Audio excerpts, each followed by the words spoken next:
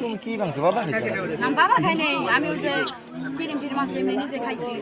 আচ্ছা কালকে রাত্রে তো ঘরের ভিতরে বাবা খাইছো। একে হাসা কথা কই না বাদ দি হাসা কথা কাল কয়টার সময় ঢুকছিল তুই একে সত্য কথা লিগা আমার কাছে তো ভাই মোবাইল নাই কে কাল তোমরা কথা কইলে কেন নাইলো কেন তুই আমরা কালকে মানিকগঞ্জ গেছিলাম।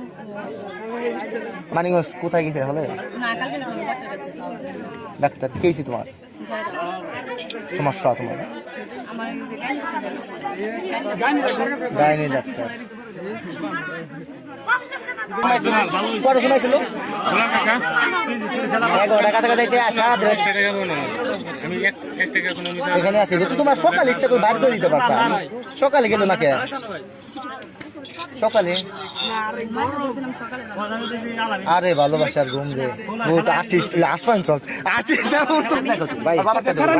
প্রবাসীর টাকাটা আসলে বাবুর টাকা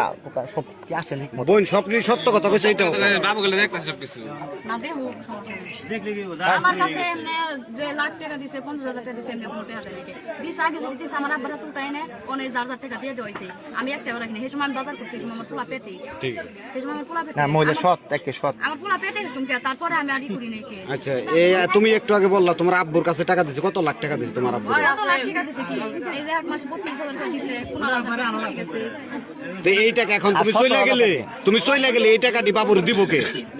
17,000 করে বাকি এমনি পোলা বানে কিছু ভাঙা হইছে আবার বাজার সাথে ভাই ভাই প্ল্যান আছে বুঝো না কেন এতে তো একজন প্রবাসী তুমি এখন এর হাত ধরে চলে যাইবে এই টাকাটি তোমার আব্বু কি দিব এটা এখন আমার আব্বুর কাছে আছে কিনা আছে ওটা তো আর আমি জিজ্ঞেস করি এখন যদি থাকে তাহলে দিব এখন আমার আব্বু তো পাইবে তোমার আব্বু কিসের টাকা পাইবো দিতে যেতে শুনতেছিল না কত দিছিল কতগুলো টাকা দিছিল মার্কেট মুর্গেট করছে জামাই ওরা দিয়ে দেয় গোটা ধরন না ওটি জামাই রে মার্কেট মুর্গেট তো জামাই তো কইরাই দেয় হ্যাঁ হ্যাঁ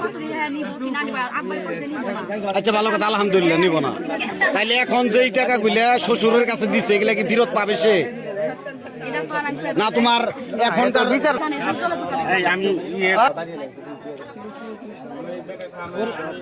দাদা দোকানটা ভাই বনি উনাদের ফোন করে ফোন এত দিয়ে